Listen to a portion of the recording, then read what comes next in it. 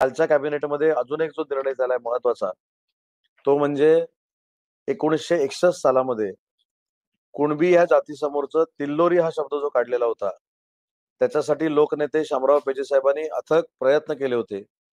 मागच्या सरकारमधल्या मुख्यमंत्र्यांना देखील आम्ही सांगितलं होतं की या ऐतिहासिक क्षणाचे आपण साक्षीदार व्हा, परंतु ते काय होऊ शकले नाही. त्याच्यानंतर एकनाथ शिंदे साहेबांनी राज्य मागासवर्गीय आयोगाला विनंती केली आणि राज्य मागासवर्गीय आयोगानं जो अहवाल पाठवला त्याच्यामध्ये कुणबी बांधवांची ऐतिहासिक मागणी ही पूर्ण झाली आणि कुणबी या जातीच्या समोर आता 2 दिवसापूर्वीपासून तिल्लोरी कुणबी हे लावलं जाणार आहे, जी आपल्या कुणबी समाजाची अस्मिता होती. आता जन्माला येणारं मूल किंवा मुलगी किंवा मुलगा हे आता तिल्लोरी कुणबी म्हणून ओळखलं जाणार आहे आणि जे जन्माला आलेले आहेत अशा 4 लाख लोकांना त्या सर्टिफिकेटचा फायदा देखील होणार आहे.